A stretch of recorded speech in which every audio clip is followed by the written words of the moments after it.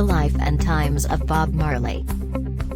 On July 1, 1981, Bob Marley, a reggae musician and vocalist, performed live in concert. When Bob Marley took the stage in Pittsburgh in September 1980, he was already on his deathbed.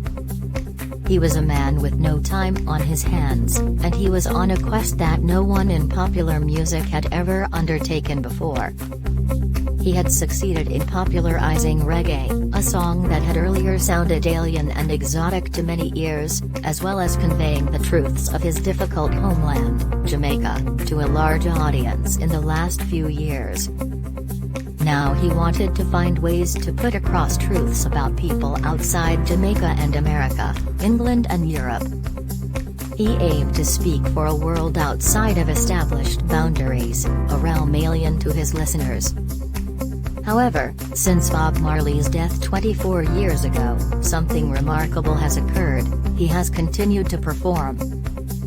Marley wasn't singing about how the world could simply come to peace, rather, he was singing about how hell on earth comes far too readily to far too many people.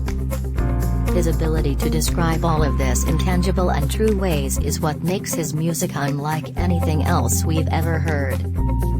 Nobody before or since Bob Marley has made hell tuneful. Robert Nesta Marley was born in the Jamaican settlement of 9 Miles, which is a small rural community. Norval Marley worked for the British government as a land superintendent in the 1660s, while Jamaica was still a British colony.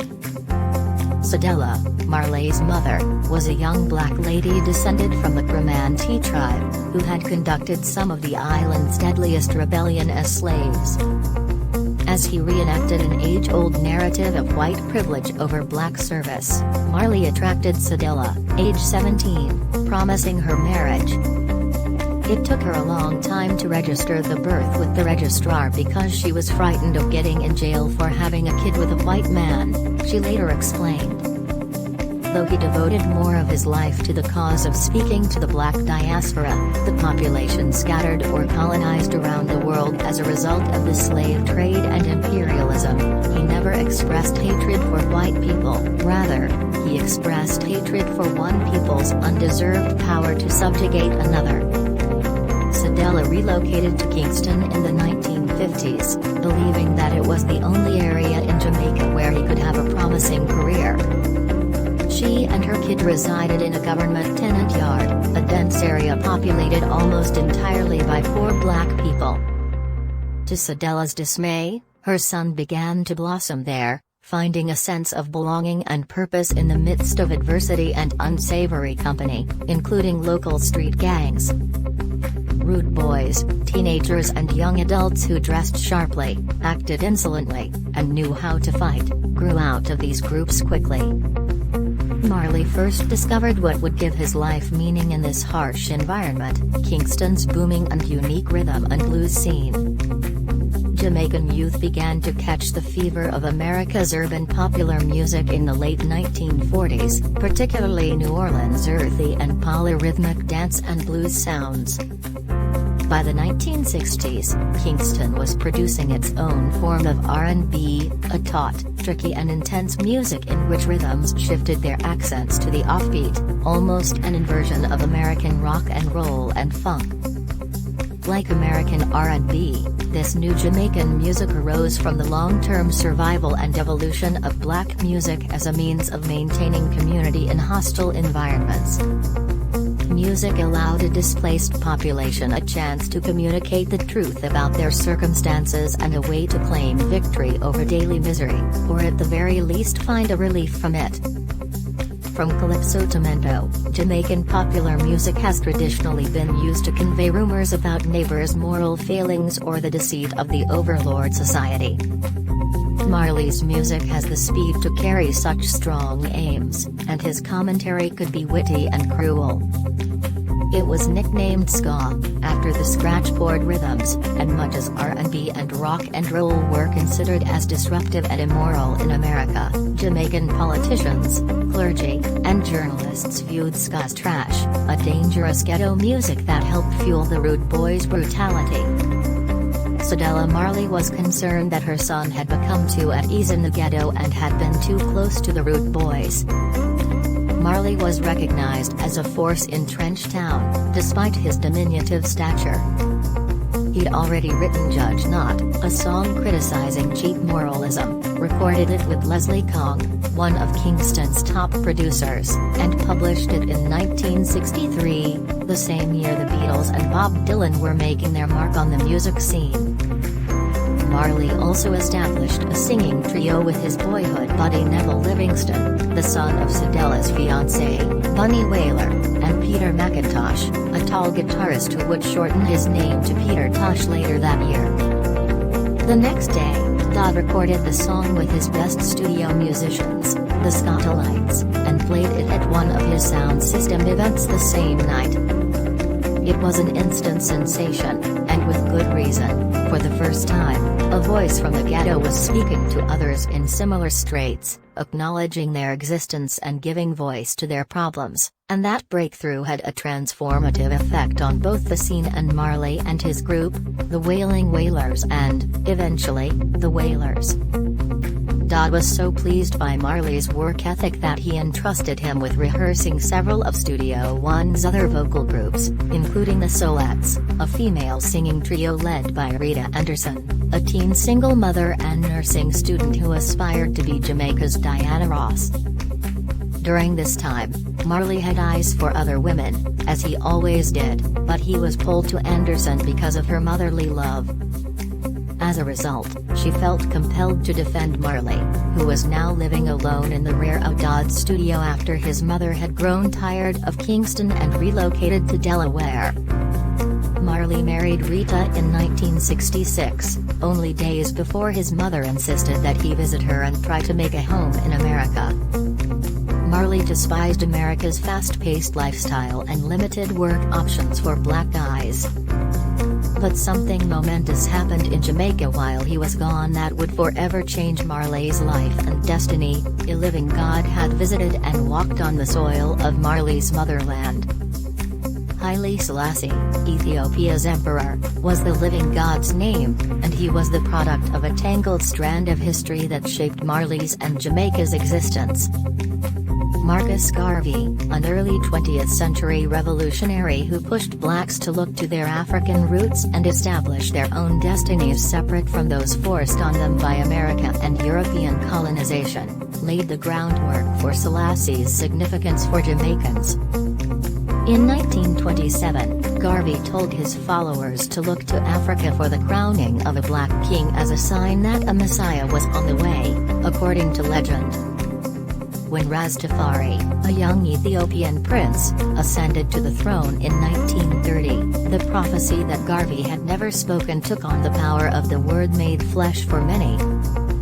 Selassie was the living God, illegitimate Jehovah, and a ray of hope for the world's long-suffering black diaspora. Rastafarians were a peaceful people who refused to participate in Babylon's economic system or vote for its officials. Rastafarians had been viewed as the island's most reviled group for decades because Jamaican culture believed they saw a glimmer of revolution in them. Blog parrots. Selassie paid an official state visit to Jamaica while Marley was visiting his mother in Delaware. Rita Marley noticed Selassie as his motorcade went through Kingston's streets, and she thought she saw a stigmata on his palm, indicating that he was God on earth. She followed the Rastafarians' beliefs and methods of life after that, and she allowed her hair grow long. One of the more intriguing aspects of Marley's life is when he became a Rastafarian himself. Marley's conversion did not take place until the early 1970s, according to Timothy White's detailed biography, Catch a Fire. But one thing is certain, in the years after Selassie's visit to Kingston, Marley would not only embrace but also symbolize Rastafarianism. As a result of his religion, Marley's music would take on new depths. Bob Marley's rise to meet his moment and address the world he lived in would be aided by Rastafarianism, particularly its beliefs in social justice and critique of the West's political, economic, and class systems as a modern-day Babylon. The Jamaican music landscape was experiencing another significant transformation in 1966 and 1967, as Marley and the Wailers resumed recording. Ska's pace has slowed as life in Kingston became more bleak, and people were less interested in dancing to upbeat music. For a time, the emerging new trend was known as rocksteady. It was music that throbbed instead of jumping. Despite the fact that there were no reggae stations in Kingston, the music quickly established itself as a vital cultural genre, conveying narratives and viewpoints that Jamaican newspapers would never have allowed. Reggae was Marley's first love. It gave him a new sense of purpose and ambition. He wanted to create music that satisfied and represented his hometown while also reaching out to a wider audience. Marley and the Wailers approached Chris Blackwell, the head of Island Records in England, after a string of successes, including the recording of some of the band's best music with the innovative producer Lee Perry in the early 1970s, and setbacks, including the making of a misbegotten album for Jamaican release and a floundering artist deal at CBS. Traffic, Fairport Convention, Cat Stevens, and Nick Drake were among the artists on Island's list, but Blackwell was a big fan of Jamaican music. Catch a Fire, the resulting album, was a watershed moment in reggae history. It was the first fully realized, coherent reggae record, and it catapulted Marley into the spotlight for many critics. Despite the fact that Blackwell had overdubbed some rock elements, lead guitar and soulful keyboards, reggae's off-kilter beat and Marley's strongly accented vocals were still too exotic for a rock or black music audience. It wasn't until Eric Clapton's successful cover of I Shot the Sheriff in 1975 that a wider audience became aware of Bob Marley and began to seek him out. The growing acceptance of Bob Marley by the rock world, on the other hand, did nothing to help his artistry. By 1973, he was already a fully fledged, amazing songwriter and bandleader in his own right. Rasta Man Vibration, 1976, and Rasta Man, 1975, are as important as any other body of work in popular music history. These were records that broke new ground and revolutionized how we heard music, much like the Beatles, Bob Dylan's, Jimi Hendrix's, the Rolling Stones, Marvin Gaye's, and Sly Stone's landmark albums. They were also albums that established Marley as a major musical figure. Despite the fact that his music didn't sell in the millions at the time, his creative brilliance and courageous integrity were rapidly recognized. In short, Bob Marley became a significant and well-known force in the 1970s, and a slew of other artists, from Paul McCartney and Stevie Wonder to Elvis Costello and the Police, would reflect his impact by pursuing some of the possibilities that his music offered. But Marley's early to mid-1970s island recordings were also something a good deal more than pioneering entertainment. They put forth an uncompromising vision of a society kept in hell and ready to storm its gates.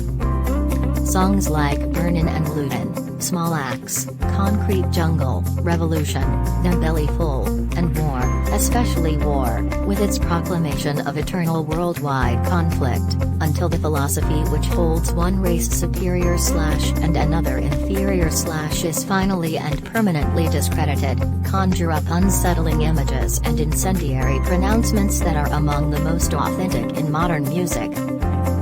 This type of job was not without its dangers.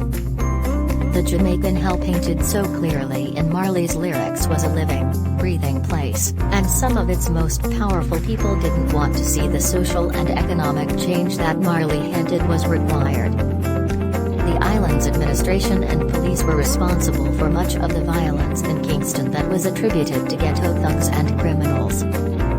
The party's leader, Boston-born Edward Seaga, formerly a Kingston music producer, was considered as backed by the U.S., which was thought to have a significant influence in the region's political affairs. Bob Marley was acknowledged as a force to be reckoned with by both parties by 1976.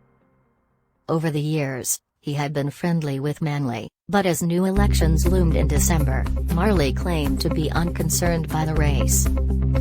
Marley, on the other hand, was seen by both parties as having the potential to help or hurt them. Marley had become the most admired Jamaican in the world, and in his homeland, he was regarded as one of the island's true moral leaders, much to the chagrin of those who despised his radical ghetto and Rasta identity. His growing fame had established Marley as the most admired Jamaican in the world, and in his homeland, he was regarded as one of the island's true moral leaders. Violence had spiraled out of control as the election approached. Kingston had grown so tense that many were staying home from work and off the streets. Some members of the PNP paid a visit to Marley at his Hope Road house in Kingston, where he lived and practiced with his band, and encouraged him to perform a free outdoor Smile Jamaica performance on December 5 to help keep the city calm until the election. Blog parades. Marley agreed, even writing a song called Smile Jamaica for the occasion. He agreed that the city was too tightly strung and may explode. While Marley claimed he had no preference in the election, it was widely assumed that he wanted Manley to succeed him as Prime Minister. As the concert approached, Marley allegedly received a number of threats, including a CIA warning, according to several accounts. Some people close to Marley left the city, even the country. A group of vigilantes volunteered to guard Marley's home, but early in the evening of Friday, December 3, that guard disappeared. Several men with weapons scrambled out of two little white cars that had come into the driveway a short time later. Rita Marley was shot in the head as she attempted to flee. The bullet lodged between her scalp and skull. Marley's manager at the time, Don Taylor, was hit 5 times, one of which grazed his chest and burrowed into his arm. Marley ended up with a bullet grazing his chest and burrowing into his arm, as a shooter aimed for his heart. Chris Blackwell's remote home, surrounded by machete-wielding Rastas, became Marley's refuge. Marley raised his shirt and exposed his wounds at the end of his set. He left the island for a long time, heartbroken that his fellow citizens had turned against him, and in some respects, Jamaica was never his home again. He later spent time visiting American relatives in Delaware and Miami and then traveled to England, where Lee Perry introduced him to British punk bands, most notably The Clash. In early 1978, he would return to play another show intended to keep Kingston from exploding into war. On April 22, at the One Love Peace concert, Marley managed to coax both Michael Manley and Edward Seaga on stage with him and held their hands together with his in a gesture of coexistence. For Marley and most Rastafarians, though, Selassie remained the living God, somehow transfigured. Selassie had shielded him, Marley believed, because Marley still had work to do, and it would be God alone, and never man, who would take him from the world. He wrote songs whenever he had the time, he recorded continuously, he toured exhaustively, he made love to the women he desired and could trust, and he often didn't sleep before morning's light. He wouldn't stop prancing on stage or playing soccer. He didn't believe a broken foot should halt his momentum. In May 1977, while on tour in Paris, he injured his right toe again. This time it was far worse. A few months later, when he was limping painfully, he saw a doctor in London who said the damage had turned so bad that the toe could turn cancerous and should be amputated. According to Rita Marley in her recent autobiography, No Woman No Cry, My Life with Bob Marley, her husband's demurral had less to do with religious misgivings than with his sense of how he might appear to others. Some saw Marley's refusal as courage or blind faith, just as likely, there was real fear at work. Marley didn't want to learn that death might be growing inside him. Instead, he concentrated on doing what made life most meaningful to him, making music that might improve the world that he would leave behind. His earlier groundbreaking records featured lovely music bearing tales of unbearable realities. In that period, when punk bands informed by reggae, such as The Clash, were making music that intended to turn everything upside down, those reviews seemed to make sense. By the time Marley finished recording the tracks for Uprising and Confrontation in 1979, Day to Day was all he had left, though nobody seemed to know it. At New York's Madison Square Garden on Saturday, September 20th, Marley almost passed out on stage. Later, he saw a doctor who told him the news he had long been afraid to hear: his blackout had been due to a brain tumor. Nobody had informed Rita Marley about her husband's fall in Central Park or about the diagnosis of his tumor. She was touring with Marley in her customary role as the leader of his harmony group, the I-Threes, but she was traveling separately. She didn't see him until 2 days later, before the next scheduled show in Pittsburgh. He looked astonishingly older and thinner than a few nights earlier.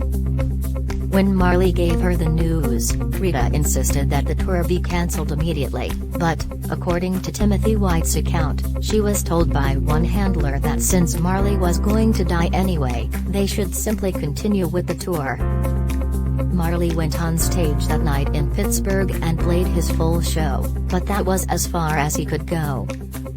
Marley would live another 8 months, much longer than anybody had predicted. Rita Marley stayed close to her husband throughout this time. Marley had grown distant from his wife as his career began to ascend in the early 1970s.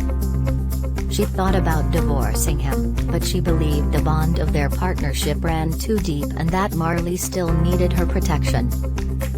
Marley looked up at her, and with what voice he had left, he said, "Don't cry." Bob Marley died in Miami on May 11, 1981. His body was flown to Jamaica, where the new Prime Minister, Edward Seaga, who had bestowed Jamaica's Order of Merit, one of the country's highest honors, on Marley a month before his death, ordered a state funeral. It was a belated gesture from a government that had never really respected the man, his concerns or his music. On May 20th, a national day of mourning, 12,000 people viewed Marley's body as it lay in state at the Kingston National Arena, and another 10,000 waited outside. According to a 1982 account in the Village Voice, Marley's coffin was placed inside a mausoleum atop a hill at 9 miles, and a sacred seal was affixed. It was the sound of Marley singing Redemption Song, and it played as a tribute to the land and people that Marley had tried to speak for. In the years since Marley's death, his legacy has only grown, though it's also been the object of numerous troubles. In her book, Rita Marley tells her side of an incident in which former Wailers Peter Tosh and Bunny Wailer, who didn't attend Marley's funeral, refused her offer to participate in their late partner's legacy, telling her that the wages of Marley's sins had brought on his own death. Who does Bob Marley's legacy belong to? Marley's message of resistance, of spirit as a means to defeat oppression and claim one's inherent rights, has clearly emerged as his most powerful and important legacy. It's true that many others in popular music have spoken to these same concerns, including Bob Dylan, John Lennon, Marvin Gaye, Bruce Springsteen, and Tupac Shakur. Marley risked his life to say the things he believed, and as a result both his art and his example managed to uplift or embolden others, particularly members of the African diaspora, in cultures and conditions that no other Western pop star has entered with such authenticity. One Love, the Marley song that the BBC named the Song of the Century, is a good example of his methods. On the surface it sounds like a feel-good chant along about the power of love to bring unity, but enter that song and you'll find something else. It is about war, it is about damnation and a vengeful God's Armageddon, and it is about those who have been so wicked in their efforts to oppress the souls of mankind that they can't possibly escape the fire that is going to rain down on them. I Shot the Sheriff, the song that Eric Clapton made into a #1 hit in 1975, works this way as well. The song is a tale of injustice and its results. A lawman is hounding another man who represents something, perhaps it's race, perhaps it's class, that he just can't abide. He kills the sheriff, it's all he can do, but he doesn't kill the deputy. He knows the guilt didn't spread that far. He didn't shoot the deputy because there wasn't time. Much has changed these last few years. There are fresh, raging and deadly arguments about who is the oppressed and who is the oppressor in the world today, and there are not going to be any easy ways out of that disagreement. The song really may be a prophecy, and it's hard to say which would be worse, fulfilling the prophecy or averting it. Either way, the song can still find us, it can still disrupt easy notions of what's right and wrong, it can still be a threat. Redemption Song was one of the last songs written by Marley. It was the last song he ever sang in public, as he sat on a stool on stage in Pittsburgh, accompanied only by his acoustic guitar, on September 22, 1981. How long will our prophets be murdered? These songs of redemption, since that's all I've ever had. Redeeming tunes were all I'd ever had. These liberation songs he had to realize he was singing his own eulogy. You see the agony on his face, hear the desire, resignation, and strained love in his voice, and you want to tell him not to cry. Continue to hum. But he didn't need to be told. He had been doing it all his life, right up until the last note.